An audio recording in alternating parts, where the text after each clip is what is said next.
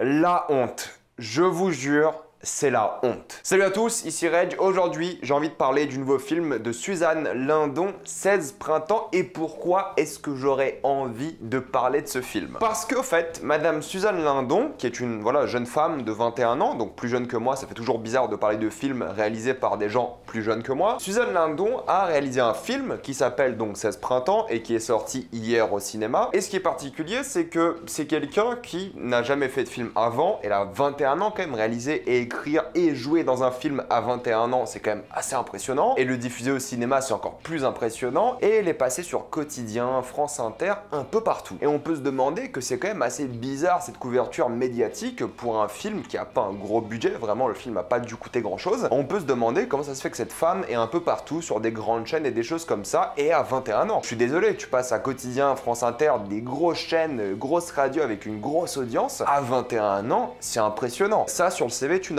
C'est pas de la merde, c'est impressionnant. Mais au fait, c'est beaucoup moins impressionnant quand tu sais qui c'est au fait, tout simplement. Suzanne Lindon est la fille de Vincent Lindon et aussi de Sandrine Kiberlin, qui sont donc des acteurs extrêmement bien connectés et ils ont un réseau très bien mis en place. Et c'est pour ça qu'au fait, depuis quelques jours, on parle beaucoup de cette jeune femme parce qu'elle n'est pas là pour son talent, elle est là car elle a un réseau. Et moi, j'aime pas critiquer les gens avant de voir ce qu'ils font. Voilà, à chaque fois qu'il y a des polémiques sur des films sur les réseaux, c'est des gens qui polémiquent sur un film qu'ils ont pas vu. J'aime pas faire ça. Moi, quand je parle de film, j'en parle en ayant vu le film. Du coup, je suis allé voir ce film, voilà, c'est la vérité, je suis allé le voir au cinéma et j'ai envie d'en parler. J'ai envie de parler du film et de la situation. Premièrement, la situation m'énerve. Voilà, il n'y a pas de problème d'avoir des réseaux dans la vie. Vraiment, c'est pas un souci. Moi, malheureusement, dans la vie, je n'ai aucun réseau, c'est comme ça, mais je souhaite en développer un. C'est comme ça que ça se passe, c'est la vraie vie. Je sors en plus du taf là, donc j'ai envie de créer un réseau, j'ai envie d'en avoir et j'ai envie d'aider plus tard mes enfants avec mon réseau, c'est évident. Mais je ne vais jamais mettre en avant mon enfant si je sais qu'il est nul. Jamais je vais proposer que mon enfant fasse un travail si je sais qu'il n'est pas compétent pour ce travail. Et là, c'est exactement ce qui s'est passé. Son film, je suis désolé de le dire,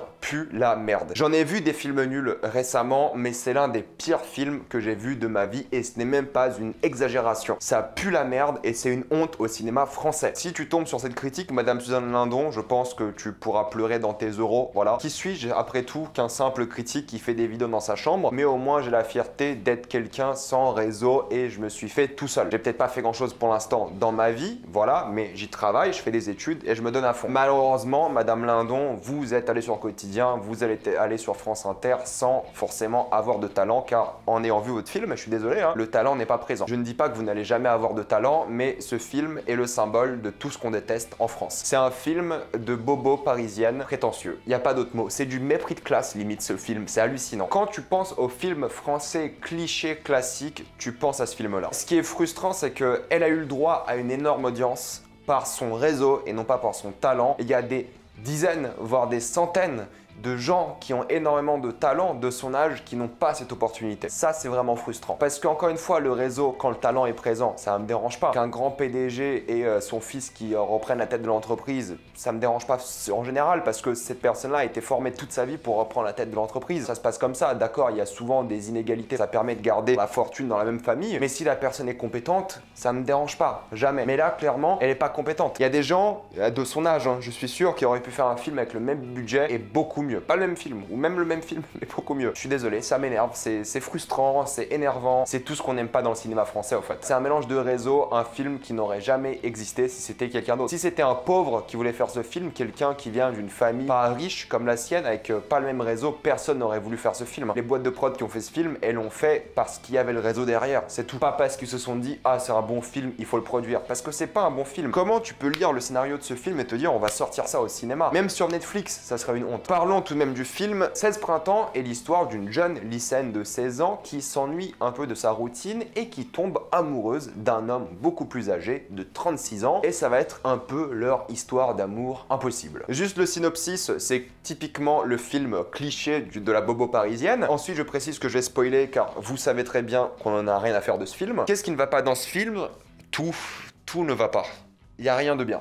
Rien. Premièrement, le personnage de Suzanne Lindon s'appelle aussi Suzanne. Tu te demandes vraiment si c'est un peu autobiographique. J'ai toujours pas compris si le personnage était sur le spectre de l'autisme ou si elle avait quelque chose, voilà, de différent, un peu, quelque chose de spécial. J'ai pas compris, mais c'est l'impression que le film m'a donné. Pour moi, c'est l'histoire d'une jeune autiste qui a du mal à se faire des amis à l'école et qui rencontre quelqu'un qui est comme elle, mais plus âgé. Du coup, ils ont une connexion parce qu'ils sont connectés par le fait qu'ils sont spéciaux. Parce que sinon, l'histoire est détestable. Si c'est pas quelqu'un qui est sur le spectre, cette histoire est détestable. Parce qu'au fait, c'est une jeune fille avec des parents clairement aisés parce qu'ils vivent dans un bel appartement à Paris. Jeune fille qui n'a pas d'amis au lycée car elle se sent supérieure, vraiment, je vous jure, elle se sent supérieure à ses amis de lycée. Du coup, elle veut traîner avec des gens plus âgés car elle se sent plus intelligente que tous les autres. Typiquement, la meuf de votre classe que vous détestez, le mépris total. Et c'est pour ça qu'elle va tomber amoureuse de quelqu'un. C'est qu'elle ne se sent pas à sa place dans ce monde. Et cet homme-là, plus âgé, lui, c'est un peu la même chose. Il se sent pas à la place dans son monde à lui. Il est acteur, il fait du théâtre et jamais il se sent, on va dire, proche de ses camarades de théâtre. Jamais il va boire des coups avec eux. Il est toujours très seul. Et c'est un peu le parallèle entre ces deux-là. D'un côté, cette fille qui s'ennuie de sa vie au lycée car elle se sent supérieure, elle n'arrive pas à se faire des amis. Non pas qu'elle a essayé dans le film, mais juste elle n'y arrive pas parce qu'elle se sent juste trop au-dessus des autres. Et pareil pour cet homme-là qui lui aussi se sent un peu au-dessus et qui est meilleur. Si pour moi ces gens-là ne sont pas sur le spectre, ils sont détestables. C'est les gens que vous détestez. Niveau mise en scène, il n'y a pas une seule idée de mise en scène. C'est assez catastrophique, hein, rien à dire là-dessus. Pour un film, il n'y a rien. Une série avec le même budget, c'est mieux filmé.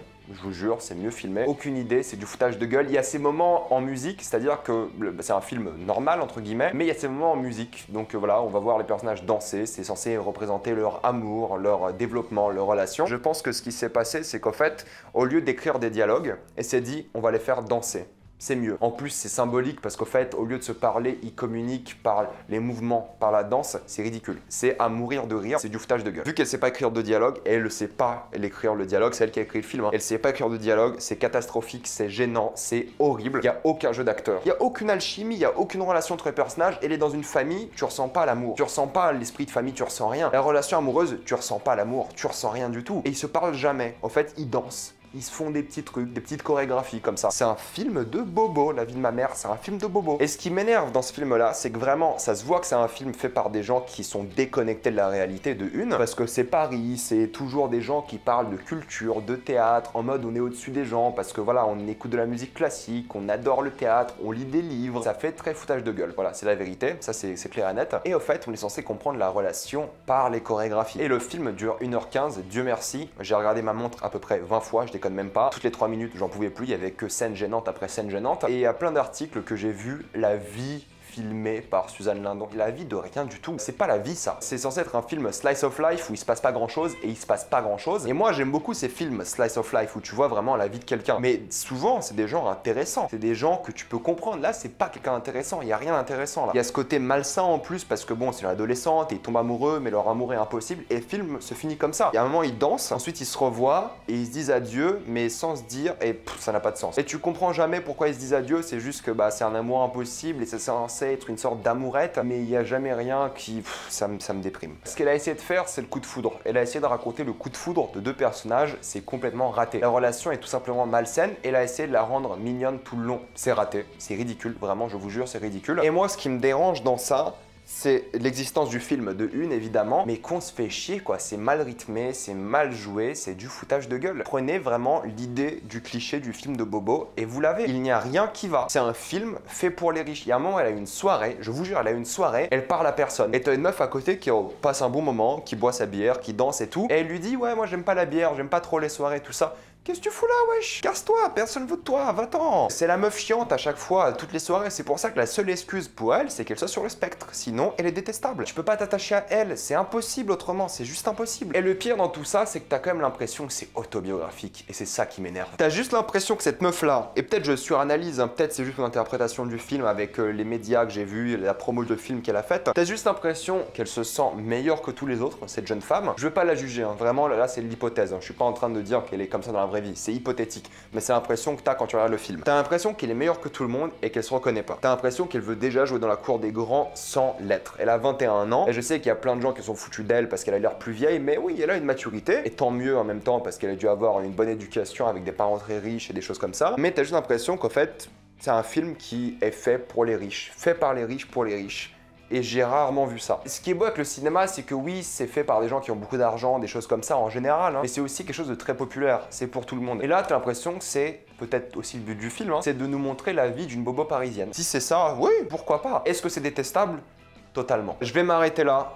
Pour conclure, 16 printemps est tout ce qui ne devrait pas être fait dans le cinéma français. C'est honteux. C'est la honte du cinéma, c'est la honte du pays en ce moment. On n'a pas besoin de ça actuellement. C'est vraiment du foutage de gueule et n'allez pas voir ce film. Et j'essaie d'y penser, vous citez des scènes et tout qui m'ont dérangé, mais ça n'en vaut même pas la peine. Honnêtement, ça n'en vaut pas la peine. N'allez pas voir ce film, s'il vous plaît. Pour ceux qui l'ont vu, mettez-moi dans les commentaires ce que vous en avez pensé. Avez-vous adoré, détesté? Comme d'habitude, pensez à vous abonner à la chaîne pour plus de vidéos. Mettez un j'aime et partagez cette vidéo, ça aide beaucoup la chaîne. Si vous aimez la chaîne, pensez à la rejoindre en devenant membre soutien sur YouTube. Suivez-moi sur tous mes réseaux et moi je vous dis à la prochaine fois. Salut à tous.